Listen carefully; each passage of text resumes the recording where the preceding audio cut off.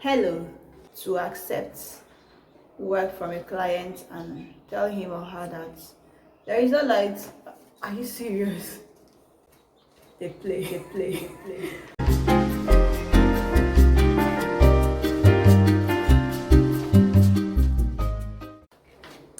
Hi, and welcome to my YouTube channel. If today is your first time of stopping by, please don't make it your last. If today is your first time of seeing this beautiful face, please don't make it your last as well. My name is Jenny and you're welcome to my YouTube channel. In this channel, I share tutorial videos, pattern drafting videos, dressmaking, that's sewing tutorials. I share fashion lifestyles. So if it's something you're so much interested in, please hit the subscription button right away, the notification bell, so as to get notified when I post new videos online. Today's video will be talking about what type of machine you should get as a beginner. I know at this stage you'll be confused. I could remember when I wanted to get my sewing machine, my first sewing machine. I was like, which one should I go for?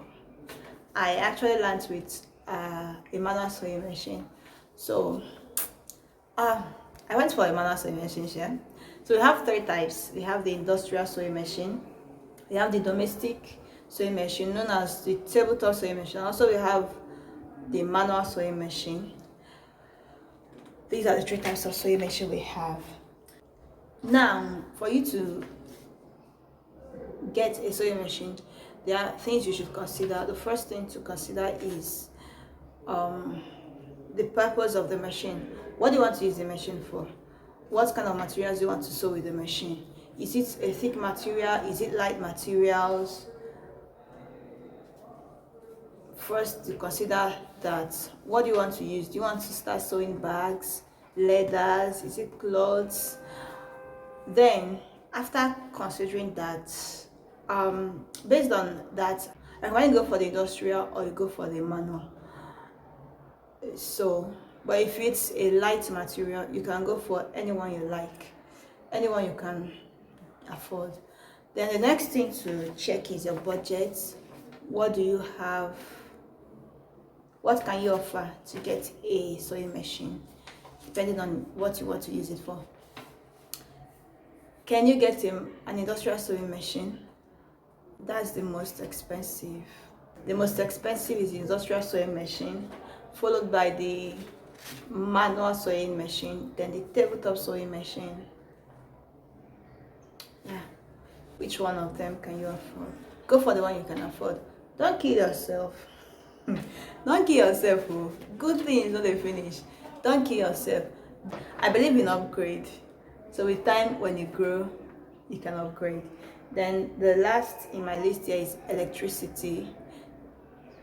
Consider electricity. Attention, please. At this point, if you are yet to subscribe, please do that and let's continue. Also, why I said it as the last is because you have an option here.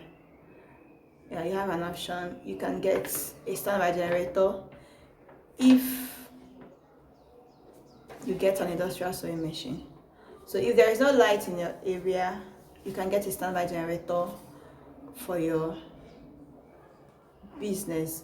That's if you are going for an industrial sewing machine or the domestic sewing machine, because you cannot make use of them without light. So, but if you are going for the manual sewing machine, then you don't have to bother about light, but you still need light as a fashion designer, as a tailor. You need light to iron out your clothes, because that will make it neat and present you well. So, and I believe you cannot afford to accept work from a client and tell him or her that there is no light. Are you serious? They play. Like, are you joking? So I believe you will not risk doing that. That's all. Then we will discuss about the benefits of these sewing machines. The manual sewing machine, the only benefit there is that you use it without electricity, so you don't have to bother about electricity. But if you still want to use it with electricity, you attach your motor or you make use of the motor there. For the industrial sewing machine, I've not used it. I've not used it, but I know it makes your work easier and neat. I think that's why people go for it. It makes work easier and neat because you don't have to stress yourself pedaling. You don't have to stress yourself pedaling. That's the advantage over the manual sewing machine.